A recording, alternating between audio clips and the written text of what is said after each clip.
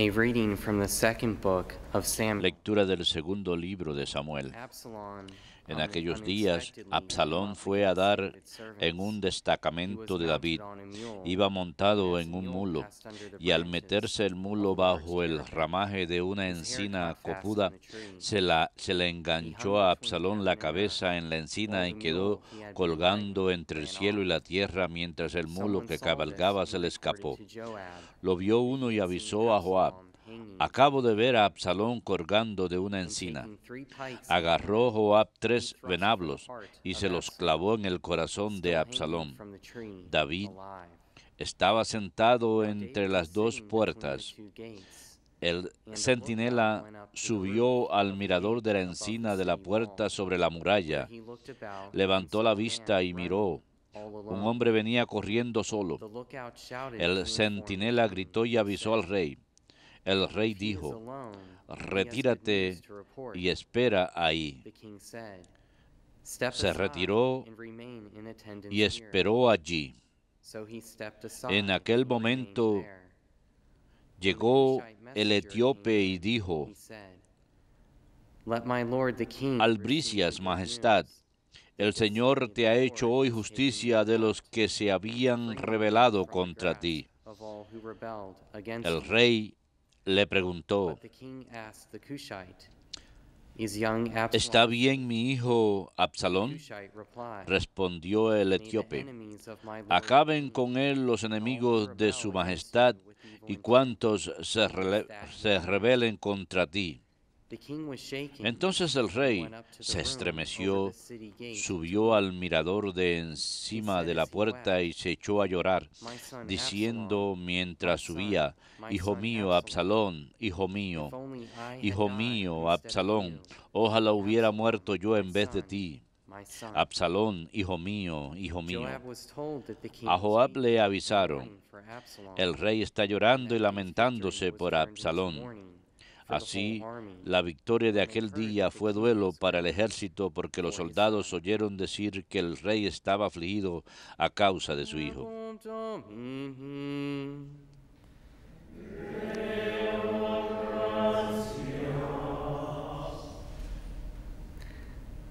Listen, Lord, and answer me.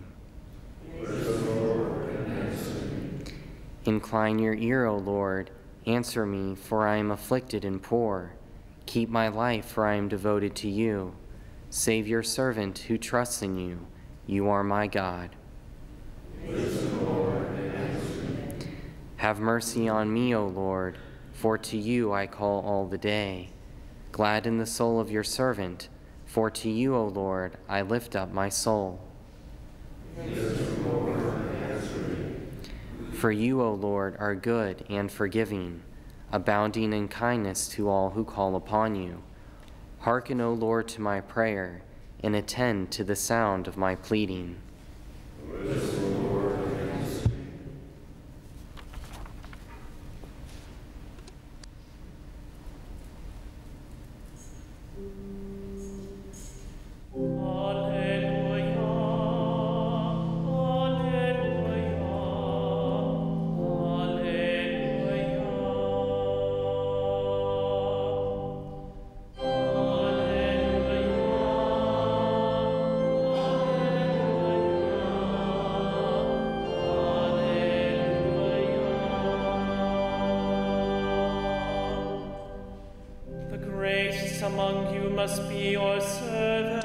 El mayor entre ustedes debe ser su siervo. Aquel que se humille a sí mismo será exaltado.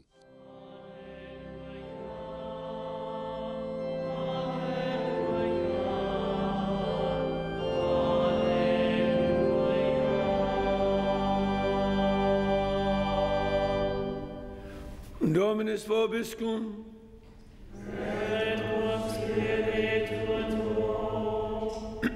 Lectio Sancti Evangelii secundum Marcum.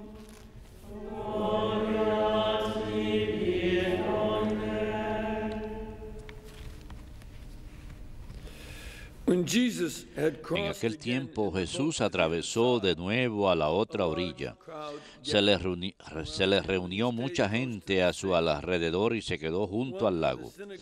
Se acercó un jefe de la sinagoga que se llamaba Jairo, y al verlo se echó a sus pies rogándole con insistencia: «Mi niña está en las últimas, ven, pon las manos sobre ella para que se cure y viva». Jesús se fue con él, acompañado de mucha gente que lo apretujaba. Había una mujer que padecía flujos de sangre desde hacía 12 años. Muchos médicos la habían sometido a toda clase de tratamientos y se había gastado en eso toda su fortuna, pero en vez de mejorar se había puesto peor. Oyó hablar de Jesús y, acercándose por detrás entre la gente, le tocó el manto, pensando que con solo tocarle el vestido curaría. Inmediatamente se secó la fuente de sus hemorragias y notó que su cuerpo estaba curado.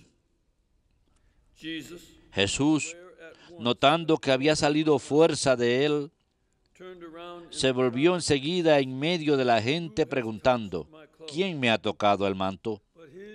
Los discípulos le contestaron: «¿Ves cómo te apretuja la gente y preguntas: ¿quién me ha tocado?». Él seguía mirando alrededor para ver quién había sido. La mujer se acercó asustada y temblorosa.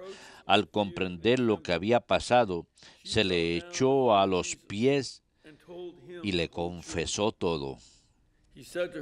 Él le dijo: «Hija, tu fe te ha curado. Vete en paz y con salud». Todavía estaba hablando cuando llegaron de casa del jefe de la sinagoga para decirle: «Tu hija se ha muerto. ¿Para qué molestar más al maestro?». Jesús alcanzó a oír lo que hablaban y le dijo al jefe de la sinagoga: «No temas, basta que tengas fe». No permitió que lo acompañara nadie más que Pedro, Santiago y Juan, el hermano de Santiago. Llegaron a casa del jefe de la sinagoga y encontró el alboroto de los que lloraban y se lamentaban a gritos. Entró y les dijo: «¿Qué estrépito y qué lloros son estos? La niña no está muerta, está dormida». Se reían de él. Pero él los echó fuera a todos, y con el padre y la madre de la niña la cogió de la mano y le dijo: «Talita cumi», que significa: «Contigo hablo, niña, levántate». La niña se puso en pie e inmediatamente echó a andar. Tenía 12 años. Y se quedaron viendo visiones. Les insistió en que nadie se enterase y les dijo que dieran de comer a la niña.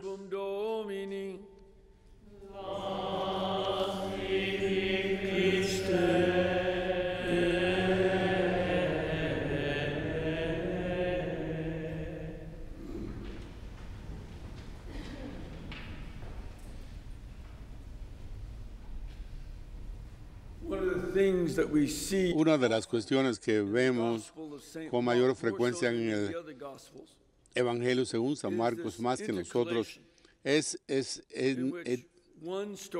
esta relación en que un cuento ocurre y dentro de ese cuento ocurre otro. Cuando vemos esto en el Evangelio según San Marcos, deberíamos tratar de mirar a los dos episodios como que el uno ayuda a interpretar al otro. Hay algo acerca de los dos que es interesante y que están tratando de interpretarse el uno al otro. Un asunto de contacto que en particular es de detalle particular, es que la mujer que tuvo la hemorragia por 12 años y la niña, la hija de Giro, también es de 12 años. Por lo tanto, la niña nació como al mismo tiempo que esta mujer empezó a hemorragiar. Y hubo un número de comentaristas que han dicho que quizás estos dos sucesos no son solo personas que fueron sanadas, sino que simbolizan cómo Cristo está sanando a la antigua Israel con sus 12 tribus y la nueva Israel que él alza a partir de los 12 apóstoles. Esta es una posibilidad, una posible manera de leer el texto, un cierto elemento de lo que está sucediendo. Sin embargo, hay ciertos asuntos a los que debemos prestar atención. En primer lugar, está el hecho de que con Giro, él toma la iniciativa y va a donde Jesús. Cuando el Señor, al venir del otro lado, recuerdan que según el Evangelio de ayer, él había estado en la parte este del mar de Galilea. Es allí donde vivían los gentiles. Y es ahí donde él le sacó un demonio al hombre. Y por eso tenían allí sacerdotes. Y había también cerdos, porque estaba del lado gentil, y él regresa a la parte oeste donde vive la gente judía. Por eso hay un líder de la sinagoga que estuvo allí para reunirse con él, y le trajeron una petición de que su hija, que se estaba muriendo, sentía una gran ternura por esta niña de 12 años, Jesús. Por lo tanto, él está de acuerdo y lo sigue. La mujer que viene entre ellos es de un método muy distinto. Es más, había un par de notas, porque Lucas nos dice lo mismo de una forma similar con la hija de Giro y la mujer de la hemorragia, mientras que San Marcos dice que sufrió mucho, gastó todo lo que tenía y así todo no le había ayudado. Nada, solo se había puesto peor. Tenía muy mala opinión de la ayuda que pueden dar los médicos en aquella época. San Lucas mismo, médico él, fue a donde los médicos hicieron todo lo que pudieron por ella, pero no pudieron ayudarla. Él da más cortesía profesional que los otros. Sin embargo, lo que es de importancia clave acerca de esta mujer es que, al igual que Giro, ella tenía fe en Jesús. Su fe, sin embargo, en cierto sentido, irá más allá de esto, de la fe de Giro. Ella no le pide a Jesús nada, ella toma su propia iniciativa y ella va a donde él y se dice a sí misma, si tan solo pudiera tocar la orilla de su manto, que formarían parte de la ropa que usaría un judío. El pertenecer a la alianza, esto con frecuencia tenía 613 nudos para simbolizar las 613 leyes del Antiguo Testamento, más una mayor unión entre ella y el Antiguo Testamento. Sin embargo, cuando lo toca a él, ella sintió que la sanación le entró. Uno de los asuntos tan importantes en este evento es que Jesús también siente que el poder se le sale. Él quería saber quién lo había tocado. Y los apóstoles miraban lo que le están, inclusive le dicen que todo el mundo lo estaba tocando, y Jesús replica, no, alguien me tocó. Y entonces él le responde cuando él se da cuenta de que estaba buscándola a ella, porque ella podía detectar el hecho de que no se puede esconder de Cristo la fe que uno tiene por Él, ni esconder el hecho de que el poder de la fe es capaz de sentirse por parte de Él. Por lo tanto, ella admite lo que había hecho y su respuesta es algo muy importante: tu fe te ha salvado, dijo él.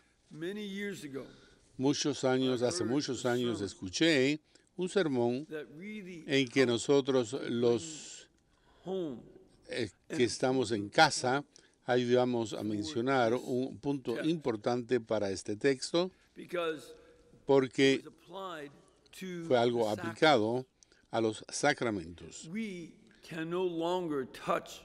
Nosotros ya no podemos tocar la orilla del manto de Jesús. Para nosotros ya eso no es posible.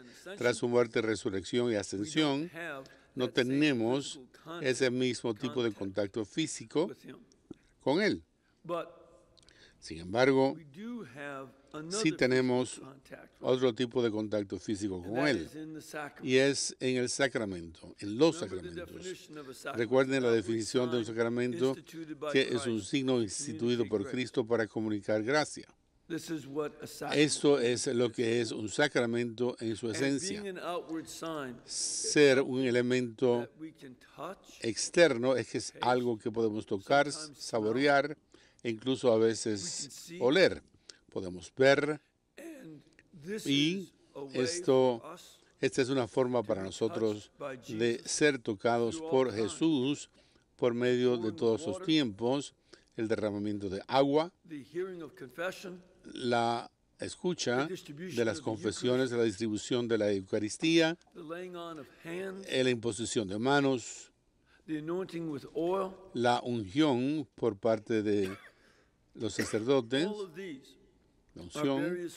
Todos estos aceites son las formas que Jesús nos toca a nosotros en estos signos externos. La pregunta es que nosotros tenemos que hacernos a nosotros mismos es si nosotros somos como esta mujer que tiene la hemorragia, que era consciente de su necesidad de ser curada, o es que nosotros, como la multitud que siempre está tocándolo a Jesús, sin embargo, sencillamente tocándolo por haber sido empujada hacia donde Él, a veces no podemos apreciar el hecho de que la conciencia nuestra, o la falta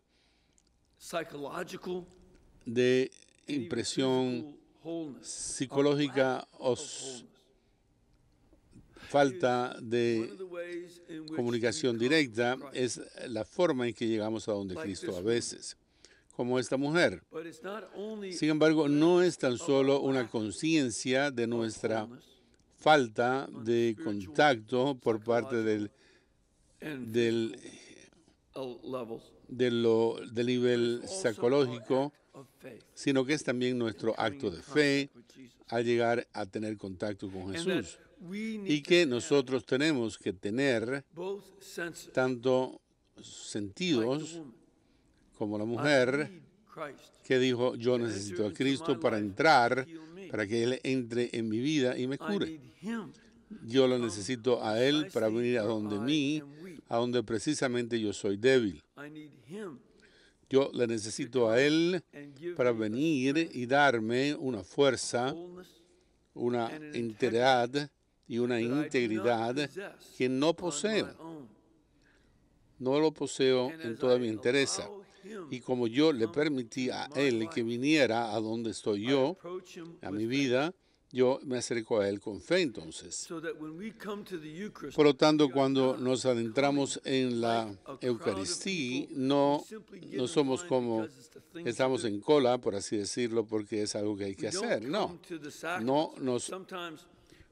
acudimos a los sacramentos, sobre todo cuando hay servicios de sanación y la unción de los enfermos. Incluso los enfermos reciben la unción porque quieren formar parte de la multitud.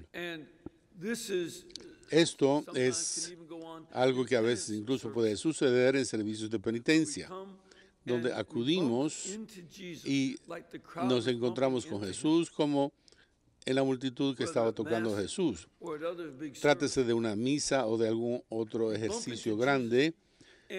Acudimos a donde Jesús y sin embargo no tratamos de tocarle con la fe. Y esto es algo de una de las cuestiones que Cristo espera de nosotros. No es un accidente el que en la mayor parte del discurso sobre la Eucaristía en Juan capítulo 6, cuando Él dice, a no ser que comas mi cuerpo y bebas mi sangre, no puedes tener vida en ti. Sin embargo, el que coma mi carne y beba mi sangre tiene vida eterna. Y en ese mismo discurso, la apertura de esto es un llamado a la fe. Lo que tenemos que hacer para hacer las obras de Dios, tenemos que creer en Él, a quien Dios ha enviado. Y Él menciona 2 veces el rol, el papel de la fe en ese discurso. Y entonces al final, cuando algunos de sus discípulos no pueden creer, los discípulos, no los enemigos, sino los discípulos que se apartan sin creer, porque Él acude a donde los 12 y dice, ustedes también se irán. Pedro, por supuesto, habla y dice, Señor, tú tienes las palabras de la vida eterna, ¿a quién más acudiremos? Pedro y los apóstoles se quedan, pesar a que Judas quiere traicionarle, y Judas y su carácter como ladrón.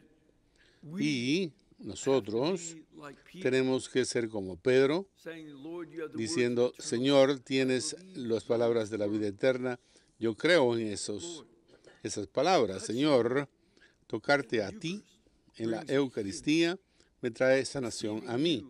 Recibiéndote en mi lengua me acerca a mi vida y me hace entrar para que yo pueda tener sanación.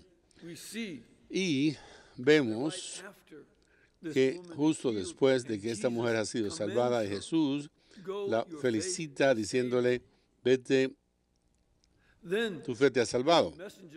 Y el mensaje llega de la casa de Jairo diciendo, tu hija ya ha muerto. Y Jesús responde a ese mensaje diciendo que es algo que parece no tener esperanzas, que ya terminó, que nada puede hacerse ya. Responde a esto con otro tipo de llamado a la fe. De modo que cuando las cosas parecen como si no hubiera salida, Él pide a nosotros, nos pide a nosotros que tengamos fe nuevamente. Y Él toma tan solo a la madre, al padre, a Pedro, Santiago y Juan, los mismos que estarán en la transfiguración, los que estarán con Él en la agonía del huerto. Él quiere que ellos estén allí porque Él reconoce con la relación estrecha que Él tiene con ellos, ellos se han convertido en personas de la fe. Por lo tanto, Él quiere que las personas de la fe estén con Él. Y alza a la hija de Jairo de la muerte. Uno de los motivos por los cuales asociamos a la hija con la iglesia, la Nueva Israel, es porque la iglesia viene a ser porque Cristo fue alzado de entre los muertos. Y que el haber sido alzado de entre los muertos es el origen de la iglesia. No tan solo un acto de salvación en la historia que nos afecta a nosotros por medios más naturales, sino por un absoluto milagro. La resurrección de entre los muertos, y las palabras que se utilizan es las mismas que se utilizan más tarde para la resurrección de Jesús, diciendo lo mismo. Así que este va a ser el llamado. Presten atención, sin embargo, a esto, en contraste con el Evangelio de mañana. Mañana escucharemos acerca de cómo Jesús va a Nazaret y no tienen fe allí. Ellos se han convertido en un pueblo tan familiarizado con Jesús que no tienen fe en Él. Entonces ahora nunca seamos como el pueblo de Nazaret, por haber crecido con él, forma parte del ambiente suyo y es fácil tomarlo dado por hecho, dado por sentado. Cristo se convierte en una noticia vieja y no en noticia nueva y buena. Y nosotros no tenemos fe en Él porque se nos ha llamado por su evangelio, porque tenemos la fe para creer en Él y tocarle y ser sanado de esa forma y llegar a una mayor relación con Él y con el Padre. Seamos como ese tipo de gente.